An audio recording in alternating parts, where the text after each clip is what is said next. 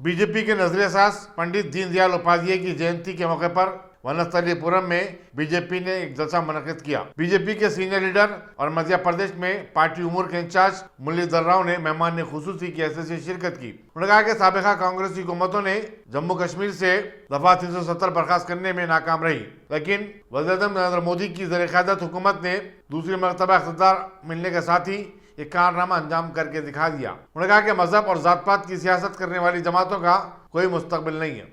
యూనివర్సిటీలో general secretary అయినవు అన్నీ అయినవు అంటే బాగున్నాయి, కానీ భవిష్యత్తులో మీ సిద్ధాంతానికి ఈ దేశంలో ప్రభుత్వం సాధ్యం కాదు. పొలిటికల్ సైన్స్లో ఒక వర్డ్ ఉంటుంది, ప్రెషర్ గ్రూప్ అని. భారతీయ జనతా పార్టీ ఉన్న కమ్యూనిస్ట్ పార్టీలు దేశంలో కేవలం ప్రెషర్ గ్రూప్గా మాత్రమే ఉంటాయి. పొలిటికల్ సైన్స్లో ప్రెషర్ గ్రూప్ అంటే మీరు సాధారణంగా ఏదో అర్థం చేసుకున్నట్టు కాదు. ప్రెషర్ గ్రూప్ అంటే అర్థం ఏంటంటే రాజకీయాలను ప్రభావితం చేస్తాయి, కానీ ప్రభుత్వాలు ఉండవు. ఓ 5-6 ఎమ్మెల్యేలు ఉంటారు, ఎన్నికల్లో ఓట్లు ఎక్కువ రావు, కానీ వాళ్ళని కాదని ప్రభుత్వాలు నడువై మధ్య మధ్యన ఇబ్బందులు పెడుతుంటారు, చేస్తుంటారు. Pressure group. కాబట్టి Bharatiya Janata party pressure group మాత్రమే ఉంటుంది. అందుకని నా సలహా ఏంటంటే, మేము రాజకీయాల్లో పైకి రాగలిగే వ్యక్తివి, మంచి నాయకత్వం ఉంది.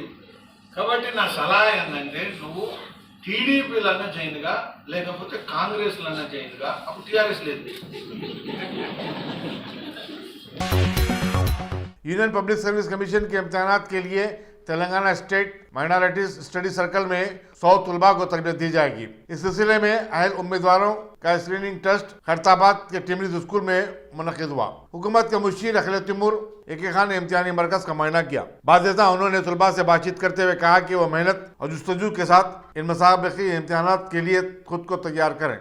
IAS, IPS और foreign service, income tax service, ऐसे जो आला ओहदे होते हैं हमारे मुल्क में, उनके कोचिंग के लिए आज कैंडिडेट्स का सिलेक्शन हो रहा है। इसके लिए हर साल की तरह इस साल हम एक सिलेक्शन टेस्ट रखे हैं इनके लिए। बड़े तादाद में नौजवान न सिर्फ शहर हैदराबाद में नहीं है, अजलाओं में भी अपीयर हो रहे हैं इम्तिहान में। इनमें सबसे जो आला तरीन, जो बेहतर परफॉर्म करेंगे, इनमें से 100 कैंडिडेट्स को हम लोग चुनेंगे अखिलियातों से, और इनकी तरबियत अच्छे से अच्छे जो कोचिंग सेंटर्स हैं हैदराबाद में, 6 या 7 कोचिंग सेंटर्स को हम लोग ऑलरेडी सेलेक्ट करे हैं, वहाँ पर इनकी तरबियत दी जाएगी। एक बात तो मैं कह सकता हूँ कि हर साल, यानी कि गुज़िश्ता साल से अगर कंपेयर करें इस साल, तो क्वालिटी ऑफ स्टूडेंट्स और इनका अवेयरनेस ये बेहतर है, बढ़ता जा रहा है। मैं समझता हूँ कि ये जो जद्दोजहद, जो एफ़र्ट अब चल रहा है हुकूमत की तरफ से हो या कैंडिडेट्स की तरफ से, इसको ऐसे जारी रखना ज़रूरी है, क्योंकि बहुत मुश्किल, बहुत टफ़ एग्ज़ामिनेशन है ये। आज माना जाता है कि सिविल सर्विसेज एग्ज़ामिनेशन जो है UPSC से हर साल जो ऑर्गेनाइज होता है, ये दुनिया में जितने भी मुल्क हैं सब में जो सिविल सर्विसेज एग्ज़ाम्स होते हैं, उनमें सबसे डिफ़िकल्ट एग्ज़ामिनेशन है ये। और हर साल तकरीबन 10 लाख कैंडिडेट्स अपीयर होते हैं इम्तिहान के लिए सारे रियासतों से, जिनमें से 6 या 7 लाख कैंडिडेट्स एग्ज़ामिनेशन लेते हैं। इसमें से देखिए अब गिन चुन कर फाइनल सेलेक्शन जो होता है तकरीबन 800 का होता है। जैसे इस साल रिज़ल्ट्स आए हैं 2 दिन पहले, उसमें 761 कैंडिडेट्स को सेलेक्ट किया गया है। और इसमें से अगर मुस्लिम कैंडिडेट्स का परसेंटेज देखा गया तो ये अभी बहुत कम चल रहा है। ये इस साल भी 3.6% आया है, यानी कि 28 कैंडिडेट्स आउट ऑफ 761 मुस्लिम्स हैं, जो चाहे वो दिल्ली से हो, राजस्थान से, UP से, अलीगढ़ से या तेलंगाना, कहाँ से भी हो, जो अपीयर हुए हैं। माइनॉरिटी कैंडिडेट्स 28 हैं। ये जो फाइनल सेलेक्ट होते हैं कैंडिडेट्स, इनके नंबर में इजाफ़ा लाने की ज़रूरत है, इजाफ़ा लाने की ज़रूरत है, इसलिए कि जब तक आप गवर्नमेंट का हिस्सा नहीं बनेंगे। आपका सिटीज़नशिप हो या जो फेलोशिप होता है एक कंट्री में, जो कंट्री के डेवलपमेंट में आप ताउन कर सकते हैं, वो पूरी तरीके से नहीं कर पाएंगे। अब ये गवर्नमेंट सर्विसेज में अच्छे होनहार नौजवानों को इसलिए मैं दावत देता हूँ यहाँ इसके लिए कोशिश करने के लिए और ज्वाइन होने के लिए गवर्नमेंट सर्विसेज, इसलिए कि गवर्नमेंट में ज्वाइन होने के बाद दोनों शहरों में हफ्ते की रात 2 घंटे तक जारी रहने वाली बारिश ने आम जिंदगी को ठप करके रख दिया था। कई कॉलोनियों में पानी जमा हो जाने की शिकायत मिली है। मणिकोंडा में एक गड्ढे में गिर जाने की वजह से एक शख्स फौत हो गया। मौके में मौसमियत ने शहर में आइंदा 4 दिन तक वक्फे से भारी बारिश होने की पेशकशी की है। अजला आदिलाबाद, कुमारा भीम आसिफाबाद, मंचिरियाल, पेद्दापल्ली, जयशंकर भोपालपल्ली, खम्मम, महबूबाबाद, वरंगल, यदाद्री, भुंगीर वगैरह में भी बारिश हो सकती है। कारवन के मजलिसी असम्बली कौशल मोहिउद्दीन ने कल रात की धुआंधार बारिश के सबब अपने हलके के उन इलाकों का दौरा किया जहां पानी जमा हो जाने से आवाम को सख्त तकलीफ का सामना करना पड़ रहा था। उन्होंने जीएसएमसी के इमरजेंसी स्क्वाड की मदद से पानी की निकासी के काम की निगरानी की। जिन इलाकाजात में उन्होंने दौरा किया उनमें हकीमपेट, टोली चौकी, विरासत नगर, नदीम कॉलोनी, मेराज कॉलोनी वगैरह शामिल हैं। मौके में मौसमियात के मुताबिक जुबली हिल और शेखपेट में 100 मिलीमीटर बारिश रिकॉर्ड की गई।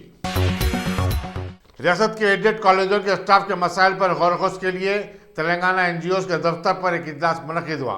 सदर aided college staff association Venkat Ramana ने अपने मसाइल बयान किए और हुकूमत से मुतालबा किया कि वो उनके ज़रीना मुतालबात को फौरी कबूल करे। प्लीज़ हमारे प्रॉब्लम सॉल्व करिए, हमारे को अच्छी जीवन जीने के लिए आप थोड़ा हमारे को मदद दिए।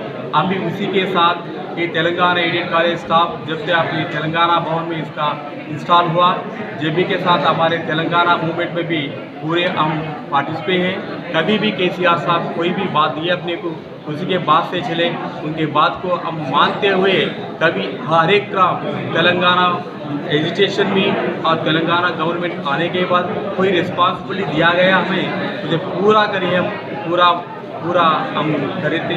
इसलिए आपको हर एक बार फाइनली गुजारिश करना चाहते हैं कि पूरे स्टाफ को गवर्नमेंट में मैच करके अच्छी सेवा हमसे लीजिए। हम बहुत मेहनत करने वाले हैं, हम बहुत कोशिश करने वाले हैं, अच्छे पढ़ाने फैकल्टी हमारे पास है। उसी के लिए जनाब श्री केसीआर साहब को, जनाब श्री केटीआर साहब को और मैडम श्री कविता मैडम को। प्रॉब्लम क्या है आपका? तो हमारी बजट कंट्रोल की प्रॉब्लम है। हर एक मंथली सैलरी हमारे को टाइम पे नहीं मिलता है, उसी के साथ टाइम पे नहीं मिलने से बहुत मुसीबत हम फेस कर रहे हैं। इसीलिए आपको एवरी मंथ एक डेट को और फर्स्ट को 010 बजट दे के हमारे सैलरी के देने की कोशिश उसके लिए हम पूछ रहे हैं। और एक बात, अब थोड़े कोई वर्कलोड टेबल को लेके जाके रीडिप्लॉय करें, वही भी हम लोग वो प्रॉब्लम फेस कर रहे हैं। इसीलिए मैचिंग करने से क्या होता है, पूरा फैकल्टी मैचिंग जाने के बाद पूरा प्रॉब्लम्स हमारे तरफ से भी सॉल्व होता है और हमारे को गेस्टेड रैंक नहीं है। और उसी के साथ 165 ईयर्स जो गवर्नमेंट कॉलेज।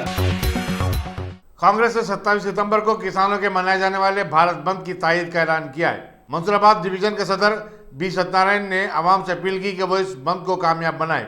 उन्होंने मरकजी हुकूमत से मुतालबा किया कि वो मुखालिफ किसान तीनों खवानीन को फिलफोर वापस ले ले।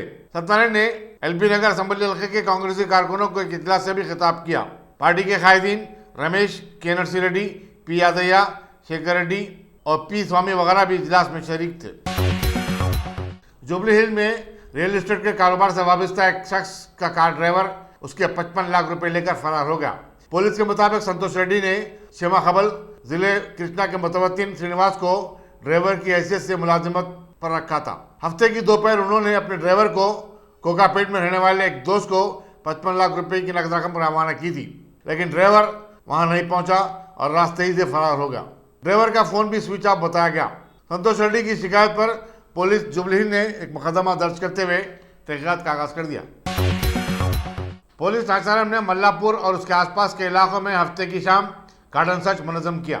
डिप्टी कमिश्नर मलकाजगिरी रक्षिता मूर्ति ने क़यादत की। इस सर्च के दौरान 7 मुश्तबा अफराद को हिरासत में ले लिया गया। बिना दस्तावेजात की 25 बाइक्स के अलावा 30,000 रुपये मालियती गुटखा भी जब्त किया गया।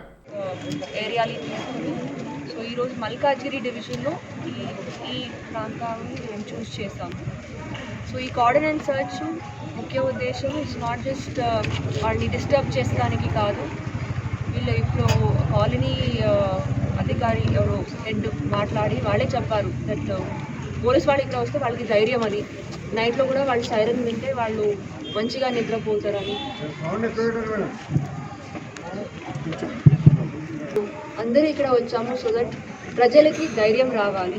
అండ్ ఇక్కడ ఏమైనా నేరాలు జరుగుతుంటే అది మేము స్టాప్ చేయాలి. సో వాళ్ళతోటి మేము డిస్కషన్ చేసాము. వాళ్ళ దగ్గర ఏమైనా ప్రాబ్లమ్స్ అవుతుందా, ఏమైనా ఇష్యూస్ ఉందని. వాళ్ళ ప్రకారం ఏమీ లేదు అని చెప్పారు. రీసెంట్లీ కూడా మేము ఆల్రెడీ ఇక్కడ లోకల్ ఎమ్మెల్యే వాళ్ళతో మాట్లాడి వీఆర్ గెటింగ్ సీసీటీవీ కెమెరాస్ కూడా ఫిక్స్ చేపిస్తున్నాము. ఒక 8 కెమెరాస్ ఇక్కడ వస్తుంది. సో నెక్స్ట్ 1 monthలో మోస్ట్లీ ఇన్స్టాల్డ్. సో ఇది మెయిన్ రోడ్ మొత్తం కవర్ అవుతుంది 8 కెమెరాస్. సో ఈ ఎంటర్ అయ్యే ఎగ్జిట్ రూట్లో 100% కెమెరాస్ ఉంటుంది. సో వాళ్ళు అది చెప్తున్నారు, ఎవరైనా కొత్త వాళ్ళు వస్తున్నారు సో అది కొంచెము నైట్లో ఏమైనా ఇష్యూస్ అవ్వచ్చు, ఉమెన్ రిలేటెడ్ ఇష్యూస్. 5 minutesలో వస్తున్నారు, 100% they are there. But cameras ఉంటే అది ఇంకా ధైర్యం ఉంటుంది వీళ్ళందరికీ. సో ఒక 8 కెమెరాస్ ఇక్కడ ఇన్స్టాల్ చేపిస్తున్నాము. సో ఈ కోఆర్డినేట్ సర్చ్లో మనకి ఈరోజు 2 high officers law and order నుంచినే కాదు, అది ఏసీబీ ఆధ్వర్యంలో జరిగింది. దెన్ ఎస్ఓటీ ఆఫీసర్స్ ఉన్నారు, దెన్ ఈవెన్ క్రైమ్ వాళ్ళు ఉన్నారు, అండ్ ఏఆర్ వాళ్ళు ఉన్నారు. సో వీళ్ళందరూ కలిసి ఈరోజు మేము కోఆర్డినేట్ సర్చ్ చేసాము. మీకే తెలుసు ఈ కాలనీలో ఒక 32 blocks ఉంటుంది. Each black has 16 houses. So totally 516 houses ఉంది, 512 homes ఉంది. So it's huge area. So మొత్తం ఇది చెక్ చేసాము. అండ్ ఇక్కడ మనకి ఒక 25 2-wheelers దొరికింది, అండ్ గుట్కా కూడా దొరికింది. అది గుట్కా ఒక 30,000 worth ఆఫ్ గుట్కా ఉంది. ఆ వాళ్ళ మీద కేసు పెడతాము. That person is also is in custody now. And ఒక 7 suspects దొరికారు. దట్ ఈస్ వేరే కేసెస్ ఉండొచ్చు, like maybe small property offences. ఇప్పుడు వాళ్ళు ఏమి చేస్తుండలేదు, బట్ పాత కేసెస్ ఉంది. సో వాళ్ళకి కూడా మేము కౌన్సిలింగ్ చేస్తాము. వాళ్ళకి అట్లీస్ట్ విల్ ఫైండ్ అవుట్ వాళ్ళు ఏం చేస్తున్నారు, ఇప్పటికి ఏమైనా పాత అలవాటులు ఏమైనా ఉందా అని వాళ్ళకి కూడా మేము కౌన్సిలింగ్ చేసి నిఘా పెడతాము వాళ్ళ మీద. సో ఇది మేము డీజీపీ సార్ ఆధ్వర్యంలో ఇది జరుగుతుంది అన్ని డిస్ట్రిక్ట్స్లో, అన్ని కమిషనరేట్స్లో. సో వాళ్ళ డైరెక్షన్స్ పరంగా మేము రెగ్యులర్లీ కోఆర్డినేట్ సర్చ్ చేస్తాము. మీరందరూ కూడా you can see that next we will have in some other area. So ఇలాగే we want to motivate public to approach police వాళ్ళు ఏం ఇష్యూస్ ఉందో, and will definitely resolve them. Thank you.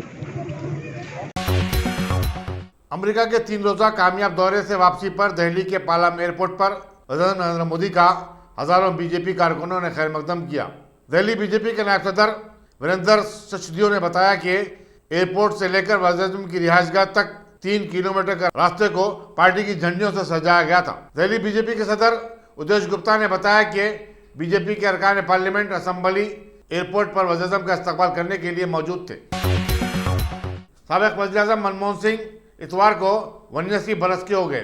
वजीर नरेंद्र मोदी, सदर कांग्रेस सोनिया गांधी, कांग्रेस के रुकने पार्लियामेंट राहुल गांधी, मरकजी वजीर दिफा राजनाथ सिंह, राजस्थान के चीफ मिनिस्टर अशोक गहलोत और दूसरे कई कायदीन ने मनमोहन सिंह को ट्वीट के जरिए मुबारकबाद दी। वाज़ेह है कि मनमोहन सिंह 2004 से 2014 तक मुल्क के 13वें वजीर आजम थे और पहले सिख हिंदुस्तानी वजीर आजम थे। मुल्क में गुज़श्ता 24 घंटों के दौरान कोविड-19 के 28,336 नए केसेस सामने आए, जबकि इसी मुद्दत में 299 अमवात हुई हैं। मरकजी वज़ारत सेहत ने बताया कि अब तक पूरे हिंदुस्तान में 85 करोड़ अफराद कोविड-19 वैक्सीन के टीके ले चुके हैं। सिर्फ हफ्ते को एक दिन में 68 लाख 42,000 को टीके दिए गए।